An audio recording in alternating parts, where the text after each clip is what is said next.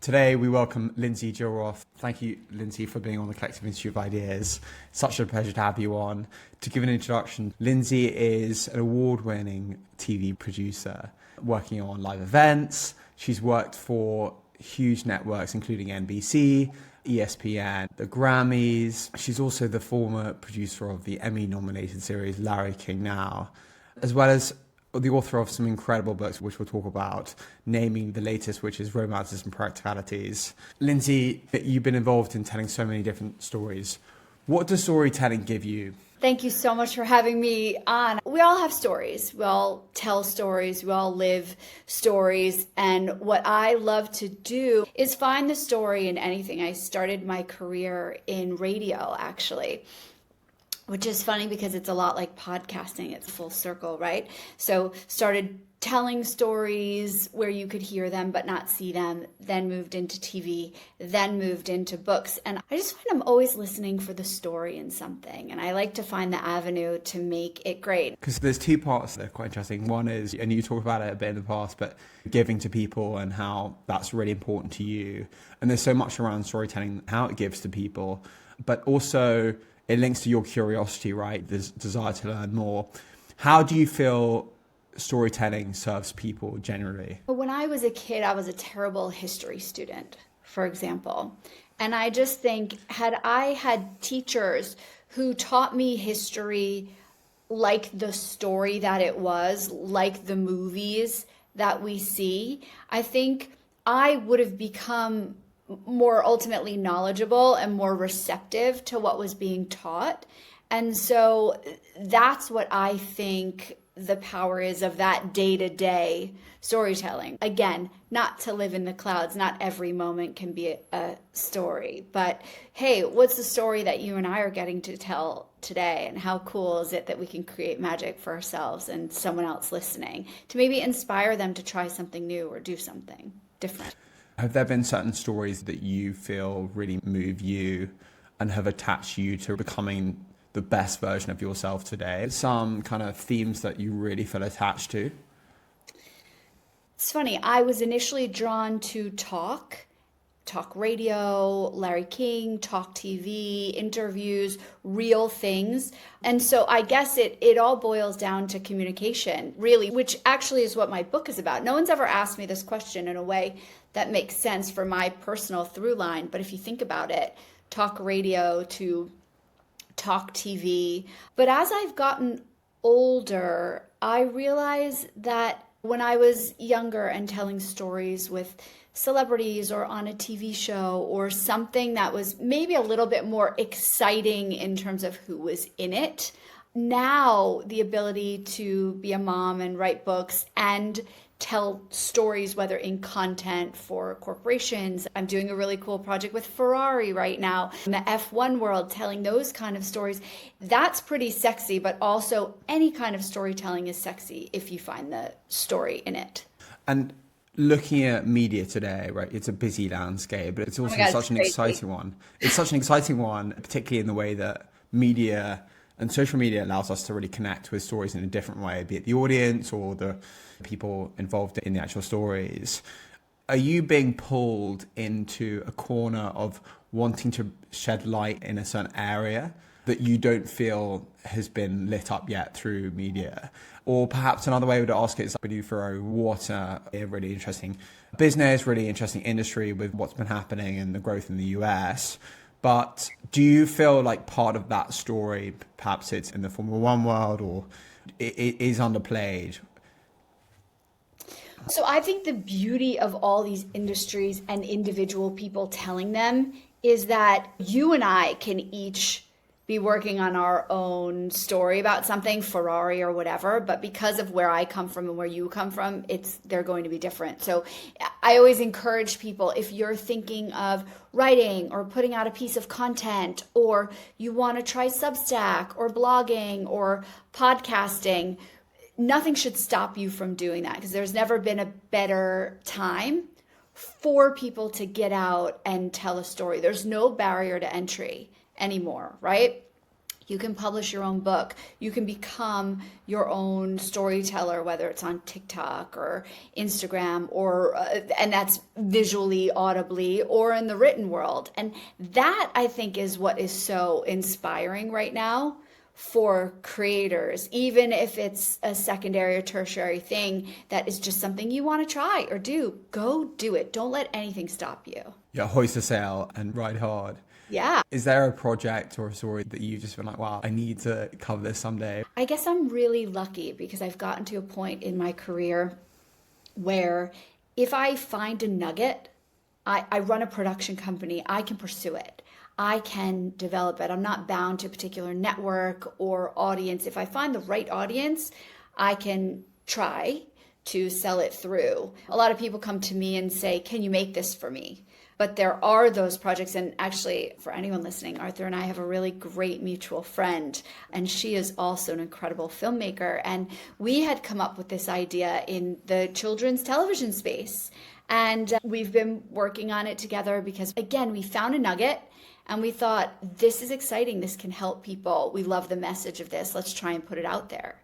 So I think, again, if you can get to a particular point in your career where you can discern what might do well and what you want to do, go for it. From the outside, looking at film, TV, media production, there's so much that one doesn't necessarily understand or get to understand from looking at these screenshots of, let's say, your projects. If we go on your website, we check out, well, what's Lindsay been up to? Oh my God, nothing. And, oh my God. Oh, wait, we can see Brad Pitt's name on here. Is that Oprah? Is that Charlie XCX? Oh my goodness. So tell us about maybe each of those, and some fun stories would be fantastic. Yeah, so I think the best one there, let's go Brad Pitt, because, it's Brad Pitt. So Brad who? Brad who? Why not Brad Pitt? Have you heard of him? Yeah, Google him. He'll come up. So he has Chateau Miraval, is this beautiful wine producer in France, and it's on his property. There is some, you Brits would say controversy. There's some controversy there. So I don't want to seem naive when I talk about this. So again, if you Google that, there is controversy there. But I got an amazing opportunity to bring in a team because on that property, there is a recording studio, and it's called Miraval Studios. Miraval Studios was this incredible recording studio, I guess, decades ago. Pink Floyd recorded there. Really great artists would go there. And it was a retreat, as you would say. And they would go, they would develop their records, and incredible music would come out of there. And Brad and his partner decided that they would reinvent it and they would bring Miraval Studios back. And they completely rebuilt the studios. Again, if you know anything about Brad, he is an architecture fiend. Everything was done to perfect, pristine detail. And the goal of this was, again, to make music, but also to provide that retreat to different artists when they wanted to create. I was given an opportunity to film a story about this whole venture and this whole project, and to interview Brad and his partner Damien Contard, who is a French musician who's just a beautiful classical musician, composer, everything. And they partnered on this project. And have you ever seen the movie Sideways? Not yet. Okay, so it's old, but it takes place in a vineyard. And I remember this movie because you felt like you were getting to see this oasis of land in this vineyard that they were telling the story at. And it was just this moment in time, this gorgeous vineyard telling this great story. Anyway, so we were invited to Miraval to we got to go on every inch of this place and see the land and the studio. We were the first ones let in and see the studio. It was me and a small team. And it was one of the most beautiful oases I've ever been in my entire life. I felt like, talk about storytelling. I was creating all these insane stories in my own head about what was here, the olive trees, the beautiful oval pool, the recording studio that was so peaceful and calm, the vegetables growing off the land. And then, of course, we start filming and Brad shows up in his little dune buggy and he hops off and he's, hey guys, what's up? And just kindness, unassuming, nice guy who welcomed us into his home, essentially. And my favorite part of this story, I've never told it publicly actually, my favorite part of this story is that his chefs and his team prepared this beautiful lunch for us. And we sat in the kitchen, and as we were eating, he came through and he said, hey guys, can I join you for lunch? Absolutely. He wanted to sit with us, get to know us, pour us some of his rosé, which was delicious, and just had the most normal chat, and then went on to film stories there. And we got to turn this beautiful oasis into a piece to highlight something great that is now, other than rosé, coming, the creativity that is coming out of this beautiful property. He had a painter friend who was there who was painting and staying at one of the properties on site. And you go in there as a producer and we couldn't scout it. It was not something I'd seen before. You don't know the story that you're going to tell. My belief is that as a producer, a lot of people have heard the saying, put it together in post, meaning you all get all the stuff and then you figure it out what it's going to look like after. And I think one of my secret weapons is I like to figure it out in pre and do as much work before to understand what you're going to tell and how you're going to tell it so that you're prepared while being really flexible on set, on site, so that you can pivot if necessary. But we didn't know what we were going into. We just knew the story we wanted to tell and hopefully we'd get something great out of there. That was a magical shoot for me in so many ways, getting to meet a legend that so many people think is a legend, going on this beautiful property, getting to hose it down with cameras and hopefully represent it as beautifully on the outside as it is on the inside.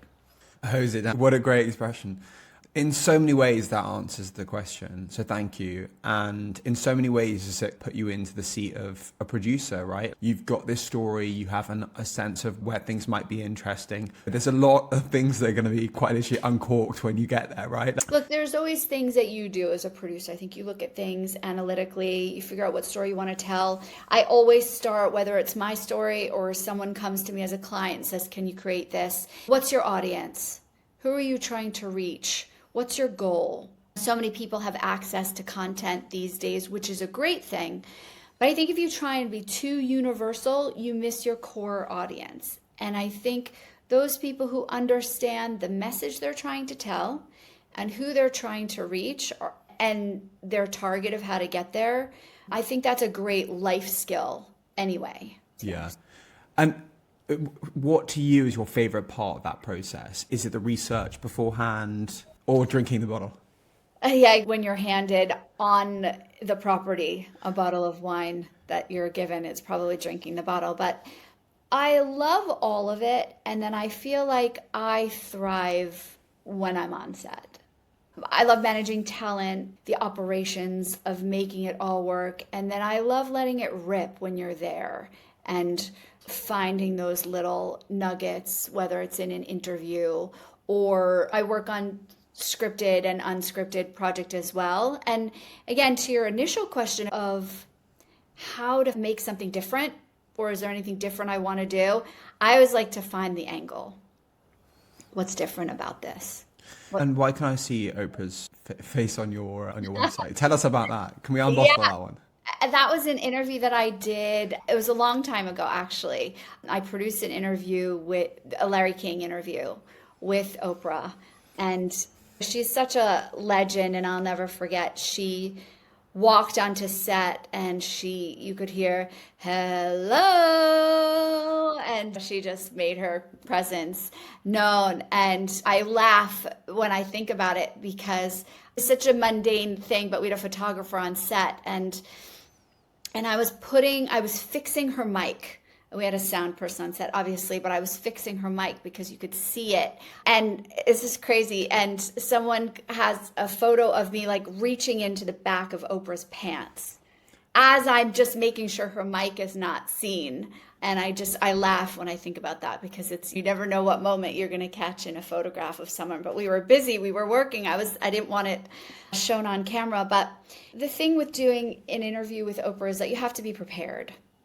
And there's so much that you could talk to her about. And there's so much, as we know, online. You can find out anything online, whether it's true or not. And she is so smart, and she looks you right in the eye and can have a great conversation with you about anything. So yeah, that was a smart, great interview with two legends that I feel really proud to have produced. And when one thinks about the titans in the production industry, the real entrepreneurial people in this space, what do you think dictates to be the qualities that you need to be great in that space? That's a great question. I'm still trying to figure it out. So hopefully I go from good to great as well.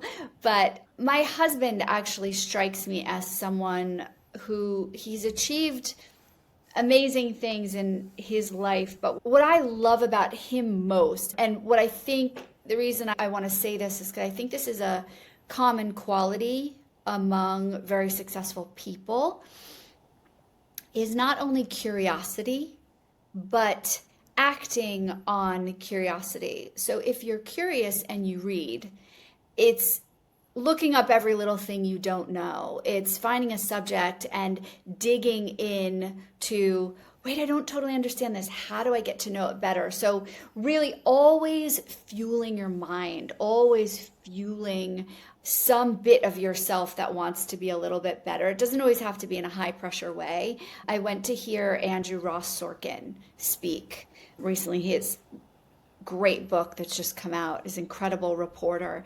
And he said the same thing about just fueling your own curiosity and always be learning. And I think when people naturally have that, it does help them achieve success. Thank you for that. That's a wonderful answer. And yeah, it'd be interesting to see people will relate to that in lots of different ways. Confidence. People aren't always born with confidence, and we all live in very varied circumstances. If you're sitting down with someone who you can see they haven't quite got that fit with life yet, they haven't worked out what they're incredible at, they're interested in a few things, where do you push them? I would push someone to try reasonably, right? You can't just assume you can just give up on making an income and go try something. But I would say try things to know if you like them or don't like them. I think not liking something as you're trying to find yourself is just as valuable as liking something. Because if you can knock something off that list, then it's just as valuable to hone in on where you can find yourself. I think also mentally, a lot of people really do look like they have it all together, and they don't. They just look like it. So you might be feeling scattered, and you might be feeling like you don't have your stuff together, and you may be looking at the 10 people who walk by you on the street and think, wow, they're so put together. They're probably going to this great job or this happy family. It's definitely, unfortunately, not the case. I think it's always nice to remind yourself that this is temporary. You are doing something to figure it out. And not everyone who looks like they have the perfect situation around you does. Again, not that they should be in bad situations, but to remember that we all struggle and it is hard for us. So give it a try. I don't love the saying, fake it till you make it. But there really is something to that saying. The other day, for example, I saw there was an event for two authors that I really like and that I thought would be great to meet both personally and professionally. I'm an author, I'm a producer, they are in my space. And I went to this event and I waited till the end. Everyone else got their book signed and I waited. And instead of just going there and handing my book and getting it signed, I told myself to have some courage, do a hard thing, which is not easy for me. It's not easy for anybody. And I went up there, I introduced myself, I told them who I was, what I'm working on, what my platform is, why I respected them, why I liked them, and how I could see some synergies potentially for the future if they were open to it. And that is hard. That's hard. But I knew I would regret if I hadn't tried that and done that. And you know what? It was great. And there was a positive result that came from it. And there will be to come based on how well that interaction went. I wanted to tell that story because I try and practice what I preach. And looking at the media landscape, there's always people in a room who are going to be talking about something positive that's happening nearby or something that isn't quite right. And for those that are curious, if you're reading the news, there's a lot of things that can make you a little bit more nervous. But looking at the media landscape, you touched on it, right? Like there's this huge sense that anyone can produce content, not even sense, like it's real. What are you really excited about in terms of what the media landscape has going ahead? And what do you see as potentially being true in the next 5 to 10 years? What directionally are you really excited about? I think it's hard to ignore how AI is going to come in and impact us and impact the media. I think I'm totally scared of that happening, but also really excited for the knowledge that it can bring us. I think for data points and sifting through data and honing in, I guess I would like to use that to help better tell stories in terms of targeting an audience. I don't really know. I think the unknown is both scary and exciting. Look, realistically, it's hard to get projects made. It's hard when there is so much, but the cream does rise to the top. And I think I'm trying to be comfortable in the uncomfortable of not knowing what's coming and just trying to be aware of what's out there and keep my integrity about the projects that I choose to work on and that I produce. As I said before, you can find a news story, you can find anything to validate an opinion that you have. So I will be very interested to see where media and ethics goes and how we tell stories. I think how we tell stories is exciting to me. Substack didn't exist a few years ago. So how else are writers, producers, creators, musicians, how else are we going to be able to get an audience? I don't know. Let's see. And also with the internet, it allows people to find out about content organically. It's not purely word of mouth. It's not like we're living in an offline community where content, it's not this product that can exist infinitely. Yeah, I also, though, I like when I see people reading books. I like people, when we think content, we often think screens, but I like when we are not attached to our screens. I think, yes, I work in the media, but I'm also human and I have young kids and I want to make sure that life is not only about what's coming at us all the time. Let's give our brain a rest and go outside and smell the flowers, literally, because you can't smell them through your screen.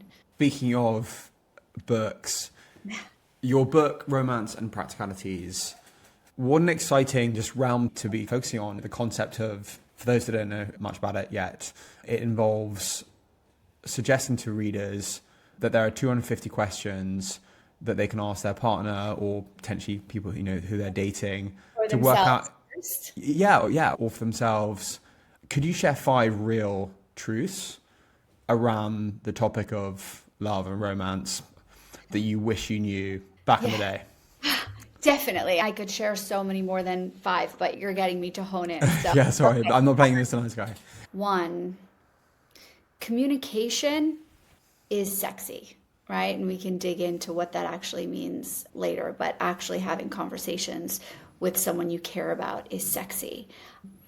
Number 2, people show you who they are.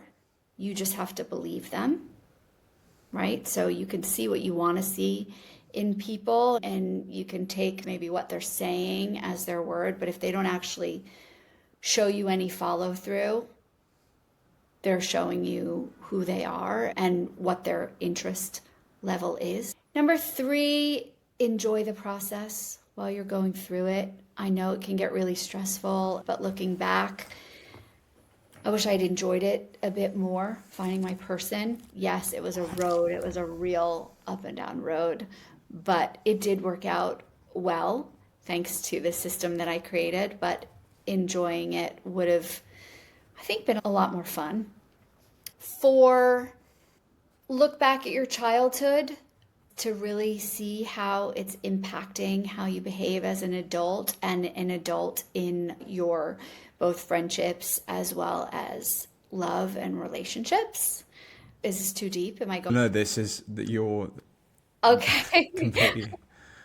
And number 5, my God, number 5, sex is not a replacement for intimacy. The brain is whirling with thoughts because people can be quite unfair to themselves, right? Oh, that didn't work out. What a waste of time. No, not remotely. Or like sometimes one can find oneself in a conversation where it's, oh, why didn't it work? And you're like, yeah, for these reasons, but actually a lot of it was great and it's really served me in these ways. You talk about that. What you're doing there is so good. Okay. We have this natural thing that we as people do. And I get it. I do it too. Everyone does it. If something doesn't work out, we want to trash it. Right? Totally. So natural. Be like, that friendship, oh, here's why it was so bad. But actually, don't trash it. Leave it for what it was. Look, it could have ended badly, but you could probably take some good things from it. And if only bad comes from it, you should actually look at it and understand why you hung in for something that was so bad the whole time.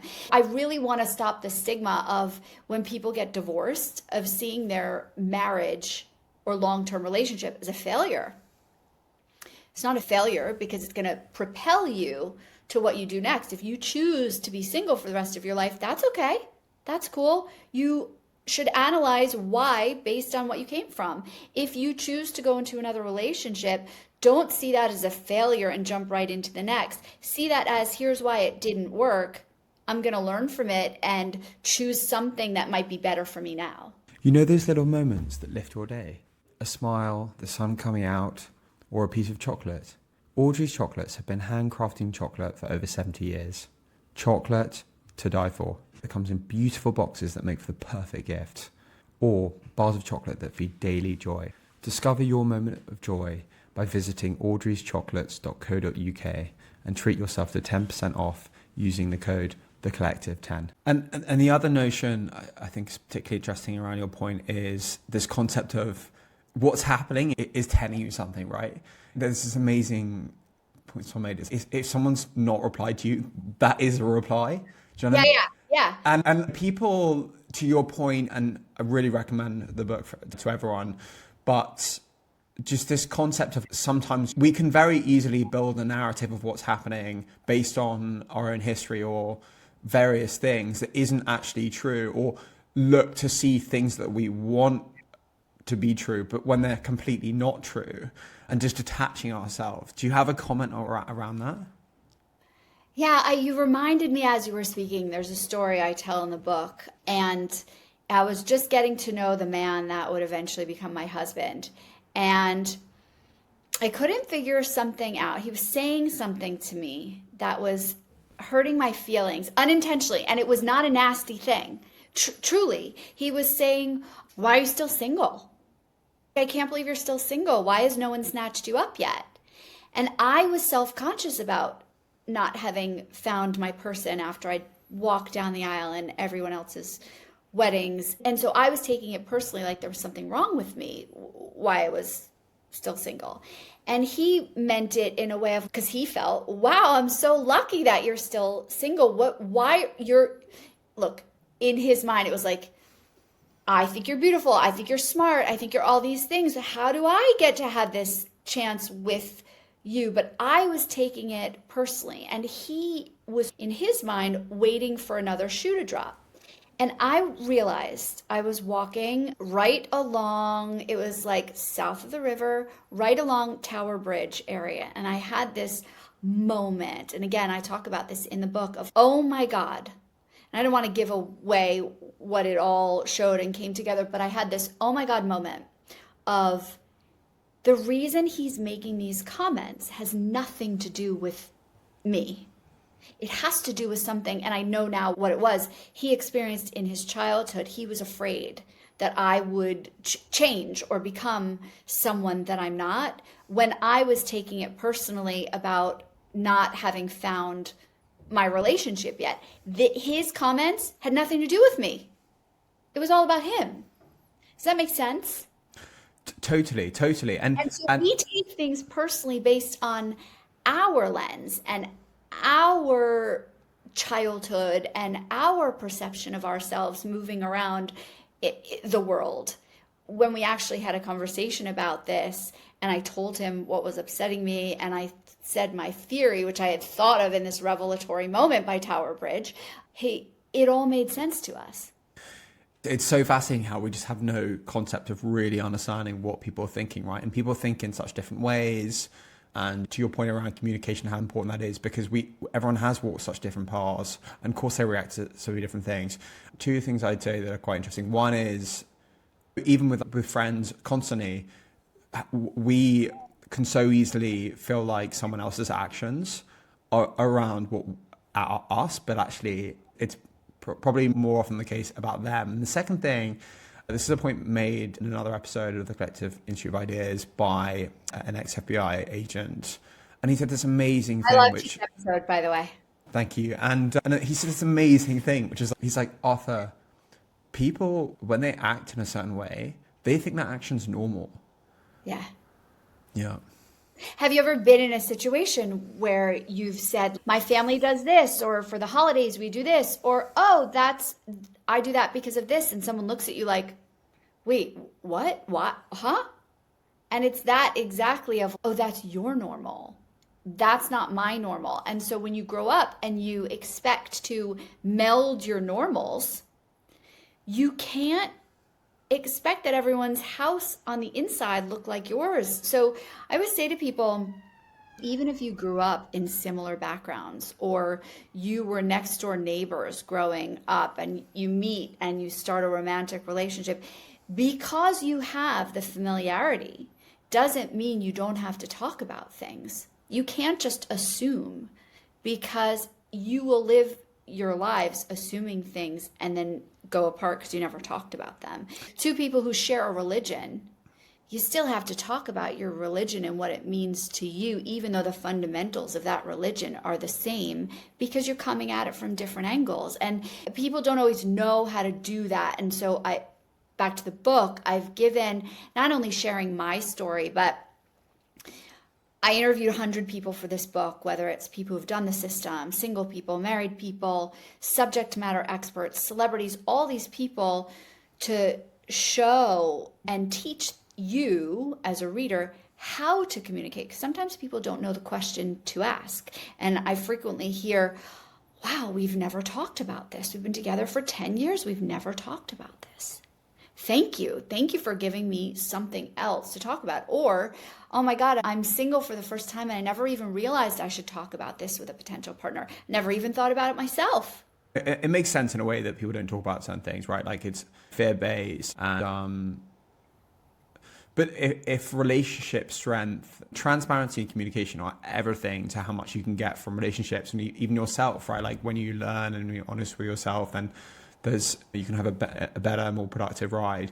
I want to hone in on a few of the questions which really stood out as interesting. The first one would be great. You jump in, I just want to say something that while communication seems like the easiest thing to do in the world, we're not really taught how to communicate. While being in love and being in a romantic relationship seem like, oh great, I'm going to fall in love.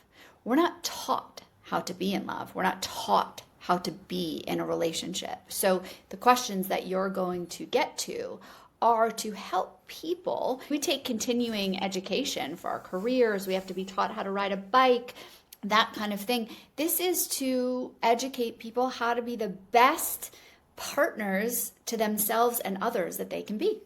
Thank you so much for clarifying that, because it's crazy, just the concept. Many people don't know of people in their community where they have necessary relationships that they can really learn from. We don't necessarily, like in businesses often have a North Star metric that they're looking to achieve. But what is that in a relationship? What does that look like? How does that break down? There are so many nuanced ways and parts of our lives, things that we want, expectations that exist. What's modeled for you is what becomes your teacher. It's hard to know what great looks like without seeing what great looks like, right? And everyone has a different perception of what great is, right? So like you might be looking for something different for what I'm looking for. So if we're in a relationship together and we don't talk about that, then what are we trying to achieve together? Look no further, because luckily Lindsay has written the most amazing book which helps you figure out these things.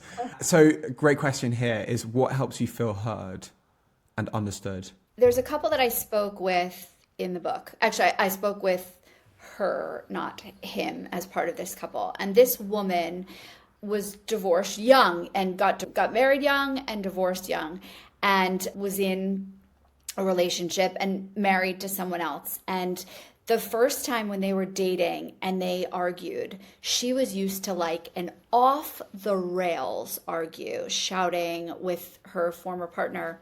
And her new partner at the time said to her, I want you to come and sit right next to me. And I want our legs to be like touching each other. And it's funny, in my head, I have them sitting side by side on a sofa touching each other, but their legs, I don't know if they were like knee to knee or whatever it was. And he was like, I want us to figure this out quietly. And I want us to look at each other and have it out this way, because I want you to know how much I love you and that I don't want you to feel abandoned during this interaction. And so that question to me, it made me think of that moment in the book of what makes you feel seen or heard. How cool that they had that moment together of arguments can drive people apart. But if we really want to solve this, we want the other person to be seen. So let's solve this in a very caring, civilized way. For that couple, that worked. Someone else might say, if I need to feel seen, I need you to go cook my favorite dinner tonight. And that's okay. The point is that you understand for yourself what makes you feel seen and are able to communicate it with someone else. What a genius thing to do. So good. So there's a few more questions which I will reel off and then maybe we can get some comments on. So how are we different, and could this be a source of future conflict? Wow, what a genius question. What do you need in moments of emotional overwhelm? What's more important to you, stability or risk taking? How do you define emotional safety in a relationship? What makes you feel desired and connected, and how do you want to be loved? The first one there, just the concept of how do you think we're different and how you think that could be a source of future conflict. Genius. So this is a question that is so unique to whomever is asking it, right? This could be physical differences, this could be cultural differences, this could be religious differences, this could be money differences, this could be, I want children and you don't. That's fundamental. Can we work through this? Could that be a source of future conflict? Yeah, definitely. Or we're different religions, but I actually don't think it will be a source of future conflict because our families are different. We have different beliefs and our political opinions are different. That's pretty polarizing right now. So again, this is step one, why I like this for single people, is that all of the questions that you rattled on in that list, they were all about sort of emotional availability. But even when you're single, you can't answer a question of how we're different. But if you understand yourself, you'll be in a place to really analyze that when you find someone you like. And there are amazing messages. Love being a commitment, not just a feeling. Resentment often building from expectations that aren't met. And also, you know, how independence is very important in a relationship. Co-independence isn't love. Something that you said, resentment building from expectations that aren't met. So resentment's pretty dangerous in a relationship. But if you don't set your expectations, I don't mean in a nasty body, here's a list of things I need, but if you don't set a baseline level of expectations, you will be disappointed. If you don't communicate your expectations, you will be disappointed and become resentful. But that starts with you for making your needs, your desires, being so comfortable with yourself and with this other person, that shouldn't be hard to do. And also, it's all well feeling disappointed that needs weren't met, but the other person might not really understand the complexity as to like why that was a need. Like, again, people are very different. Expectations are sort of the problem there, right? So if you are hoping that your partner takes out the trash every night before bed and you're like secretly going to bed angry that it's not done, but you think your partner should just assume to do that or know to do that because it bothers you, that falls to you. You have to say to them, hey, kindly, there's one thing that I really would appreciate if it could be on your list versus mine. Can you just take out the trash before we go to bed? That's it. Now, they have to do it. They have to want to do it. They have to understand that this is real for you. That one little thing makes you want to have sex at night because you feel like your needs, to your question, are being met. You also make the point about how important questions are continually. People want to feel seen and loved, right? These are like human, natural things that we all want. But equally, sometimes conflict can be the source of so much value.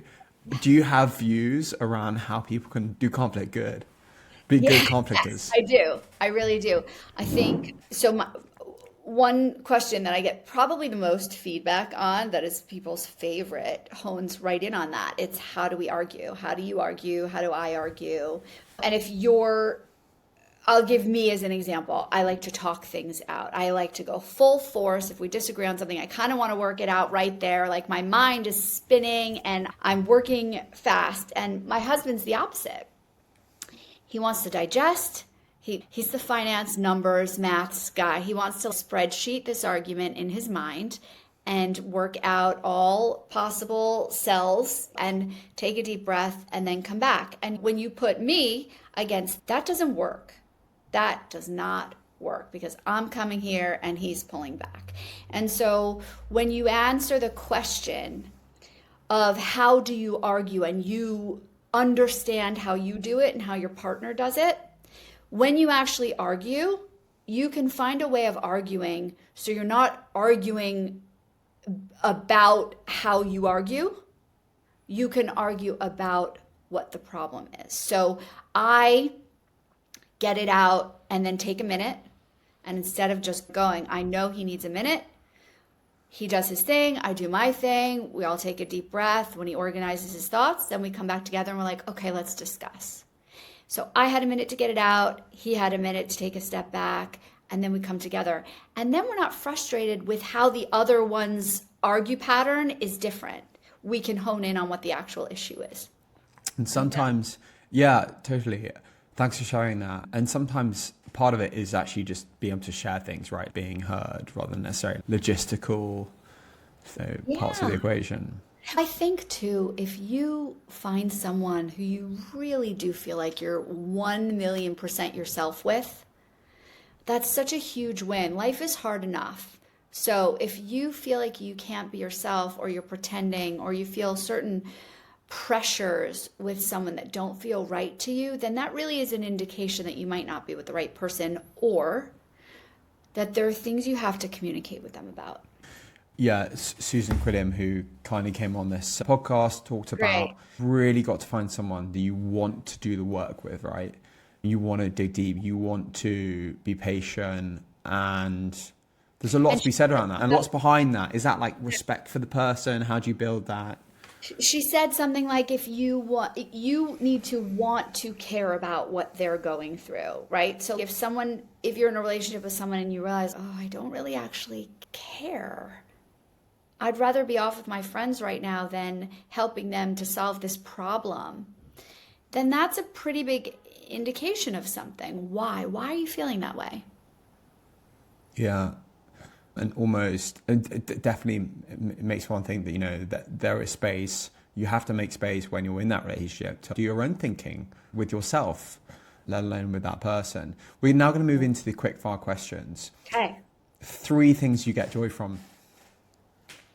Hearing my children laugh, getting my hair blown dry, and hot weather. Which are you far away from now? We are going on holiday in about 4 weeks to warm weather. And we're in London right now. And we've had as 2 days of cold weather. I'm just already done with it. Yeah, amen, amen. A mantra you want to embrace now would be? I choose happiness. One unusual thing that gives you pleasure? Watching Love Island. A favorite book, film, or artist that isn't obvious? Oscar Wilde is my favorite playwright.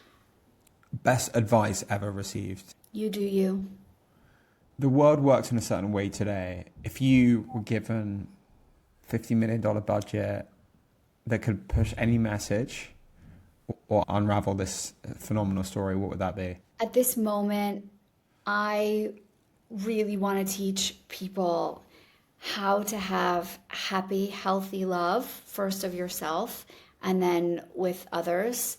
And I guess if I had $50 million to do it, I would do it from somewhere beautiful, somewhere warm, with a blow dry while watching Love Island with my family and friends. And I would use the money to put people in happy situations with good food to nourish their bodies, nourish their souls, nourish their hearts, and obviously copies of my book. Lindsay, thank you so much today. It's been a pleasure. Thank you for having me.